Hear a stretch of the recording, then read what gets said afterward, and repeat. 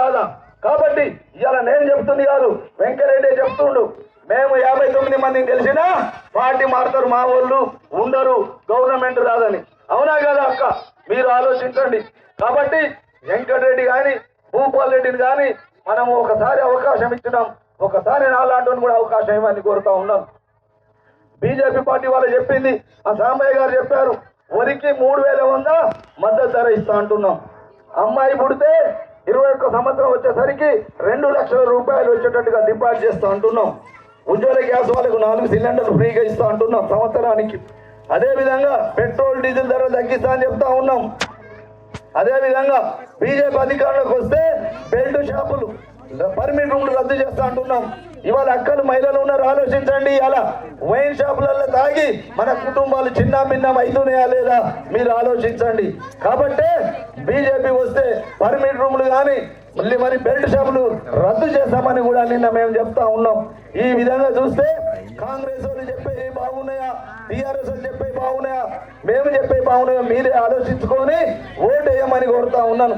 ఈ రోజు చెప్తా ఉన్నాను, ప్రజల మధ్య తిరుగుతున్నారా వీళ్ళు? రేపు ఎలక్షన్లు అనగానే డబ్బుల మూటలతో దిగుతా ఉన్నారు, లీడర్లని అంగట్ల పశువులు లెక్క కొంటా ఉన్నారు. రేపు చెప్తున్నా, మీకు దమ్ముంటే మందు పంచకుండా, డబ్బులు పంచకుండా దమ్ముంటే వెంకరెడ్డి భూపాల్ రెడ్డిని పోటీ చేయమనండి, ఎవరు గెలుస్తారో తెలుస్తుంది.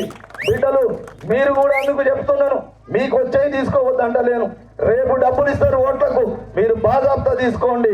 ఎందుకంటే అవి మన డబ్బులే, మన పేరు చెప్పి సంపాదించిన డబ్బులే. కాబట్టి మీరందరూ డబ్బులు తీసుకోండి, ఓటు మాత్రం మా లాంటి బీజేపీ పార్టీకి ఓటేయండి, కమలం పువ్వు గుర్తుకు ఓటేయమని కూడా కోరుతా ఉన్నాను.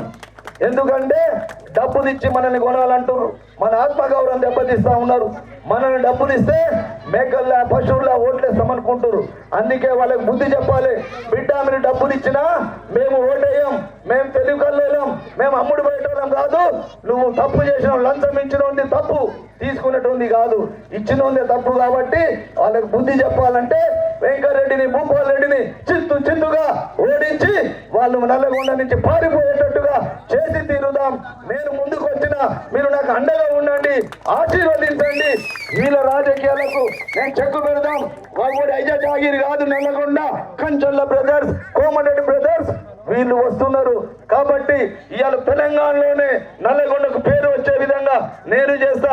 మీరందరూ కూడా ఆశీర్వదించమని, మీ అందరికి సేవ చేసే అవకాశము నాకు కల్పించమని, నేను తప్పకుండా మీకు సేవ చేసి మీ రుణం తీసుకోవడానికి నేను సిద్ధంగా ఉన్నానని చెప్పి తెలియజేస్తూ, అవకాశం ఇచ్చిన మీ అందరికీ కూడా ధన్యవాదాలు తెలుపుతూ సెలవు తీసుకుంటున్నాను. జై హింద్, భారత్ మాతాకి జై.